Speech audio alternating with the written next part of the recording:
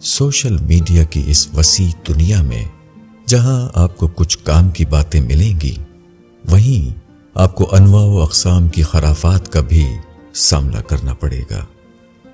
یہاں آپ کو کبھی کوئی بلی کسی ویڈیو میں نماز پڑھتی نظر آئے گی، کبھی کوئی پرندہ سجدہ کرتا دکھائی دے گا، کبھی خانہ کعبہ کے اوپر ایک فرشتہ نمودار ہوگا جو خود بیت اللہ میں کسی کو دکھائی نہیں دے گا مگر ہم فیس بکی مسلمانوں کو نظر آئے گا۔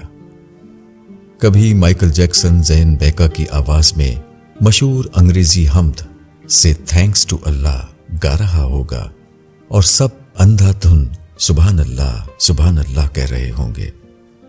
یہیں کہیں کسی پوسٹ میں آپ کو حضرت عائشہ رضی اللہ عنہا کی سلائی مشین بھی دکھائی دے گی۔ کیا کہا؟ نہیں نظر آئی؟ ارے بھائی سبحان اللہ اور ماشاء اللہ کے کمنٹس ہٹا کر دیکھیں، یہیں کہیں پائی جائے گی۔ فیس بک کی دنیا میں ہی کبھی کسی دیوار یا صفحے کی کھدائی کریں تو یہ بات بھی آپ کے علم میں آئے گی کہ مشہور خلاباز نیل آرمسٹرانگ جب چاند پر گئے تو انہیں وہاں صرف ایک آواز سنائی دی جو کہ اذان کی آواز تھی، اور انہوں نے چاند سے واپسی پر فی الفور اسلام قبول کر لیا۔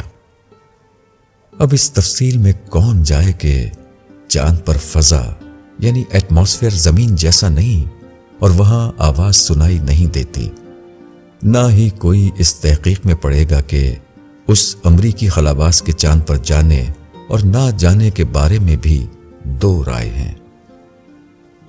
کبھی بدھوں کے عظیم رہنما دلائی لاما ہمارے حضور پاک صلی اللہ علیہ وسلم کی عظمت کا اعتراف کرتے ہیں اور کہتے ہیں کہ اسلام امن کا دین ہے، تو ہم اپنا ذہنی توازن کھو بیٹھتے ہیں اور کہتے ہیں کہ اس ویڈیو کو اتنا شیئر کرو کہ تمام مسلمانوں کو اس بات کا یقین ہو جائے۔ کوئی مجھے بتائے کہ ہمارے عقیدے اس قدر کمزور ہیں کہ ہمیں محمد صلی اللہ علیہ وسلم کی ذات اقدس کی عظمت کی گواہی ان غیر مسلموں سے لینی پڑے گی۔ یہیں آپ کو سچے اور پکے مسلم بھائیوں کی طرف سے پیش کی گئی وہ پوسٹ بھی نظر آئے گی جو آپ نے آگے شیئر نہ کی تو آپ دائرہ اسلام سے خارج ہو جائیں گے، اور اگر ماشاءاللہ اور سبحان اللہ نہ کہا گیا تو آپ دنیا کے سب سے بڑے کنجوس کہلائے جائیں گے۔ اللہ کے بندوں، کچھ تو زور اپنے ذہن پہ بھی ڈالا کرو کہ اسے زنگ نہ لگ جائے۔ اس بات سے کسے انکار ہے کہ اللہ کی ہر مخلوق چرند پرند اس کی حمد میں مصروف ہیں، مگر ان کا طریقہ ہم سے مختلف ہے۔ نماز ہم پر فرض ہے، نہ کہ ان بلیوں پر جنہیں مسلمان بنانے کی تگ و دو میں آپ لگے ہیں۔